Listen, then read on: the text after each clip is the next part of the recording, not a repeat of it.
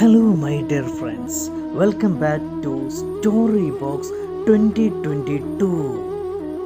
കുതിരയും എരുമയും സുഹൃത്തുക്കളായിരുന്നു. ഒരിക്കൽ ഒരു വേനൽക്കാലത്ത് നദിയിലെ ജലം വറ്റിത്തുടങ്ങിയിരിക്കുന്നു. ആയതിനാൽ ആ കുറച്ചു വെള്ളത്തിന് വേണ്ടി അവർക്കിടയിൽ വഴക്കുണ്ടാവുകയും എരുമ തൻ്റെ കൊമ്പുകൊണ്ട് കുതിരയെ കുത്തി പരിക്കേൽപ്പിച്ച് ഓടിച്ചു വിടുകയും ചെയ്തു.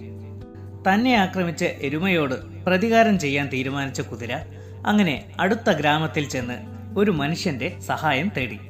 അപ്പോൾ അയാൾ പറഞ്ഞു, ഒരു പിടിവള്ളി പോലും ഇല്ലാതെ ഞാൻ നിന്റെ പുറത്ത് കയറിയാൽ നടുവും തല്ലി താഴെ വീഴും.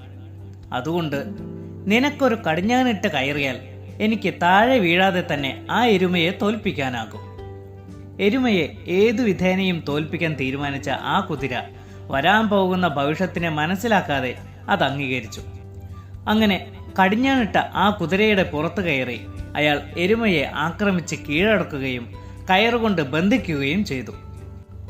എരുമയുടെ അപ്പോഴത്തെ അവസ്ഥയിൽ അത്യധികം സന്തോഷിച്ച കുതിര ഇനി തന്നെ മോചിപ്പിക്കുവാൻ ആ മനുഷ്യനോട് ആവശ്യപ്പെട്ടപ്പോൾ അയാൾ പൊട്ടിച്ചിരിച്ചുകൊണ്ട് ഇങ്ങനെ പറഞ്ഞു, നിന്നെയും ഈ എരുമയെയും ഇനി ഞാൻ ഒരിക്കലും തുറന്നുവിടില്ല.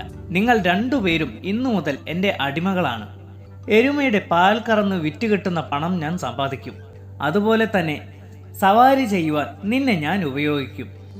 ആ മനുഷ്യന്റെ വാക്കുകൾ കേട്ട കുതിര തനിക്ക് പറ്റിയ അബദ്ധം മനസ്സിലാക്കിയെങ്കിലും കാര്യമൊന്നും ഉണ്ടായില്ല. നയത്തിൽ പരിഹരിക്കാമായിരുന്ന ചെറിയ പ്രശ്നം വലുതാക്കി തമ്മിൽ വഴക്കുകൂടിയതിനും പ്രതികാരം ചെയ്യാൻ നോക്കിയതിനും എരുമയും കുതിരയും പരസ്പരം മാപ്പ് പറഞ്ഞു.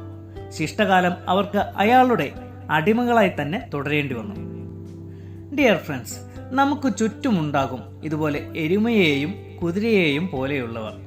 ചെറിയൊരു കാര്യത്തിന് പോലും മറ്റുള്ളവരെ ആക്രമിച്ച് അത് നേടിയെടുക്കുവാൻ ശ്രമിക്കുന്ന എരുമയെ പോലുള്ളവർ എപ്പോഴും ഓർക്കേണ്ടുന്ന ഒരു കാര്യമുണ്ട്. ഏതൊരു പ്രവൃത്തിക്കും ഒരു പ്രതിപ്രവർത്തനം ഉണ്ടാകും. അതുപോലെ തന്നെ ആരെയെങ്കിലും തോൽപ്പിക്കാൻ വേണ്ടി ശത്രുവോ മിത്രമോ ദുഷ്ടനോ ചതിയനോ എന്നൊന്നും നോക്കാതെ ചിലരെ കൂട്ടുപിടിക്കും. ഈ കഥയിലെ കുതിരയെ പോലെ. ഫലം എന്താണെന്ന് വെച്ചാൽ ആ ദുഷ്ടന്മാരുടെ അടിമയായി തുടരേണ്ടിയും വരും.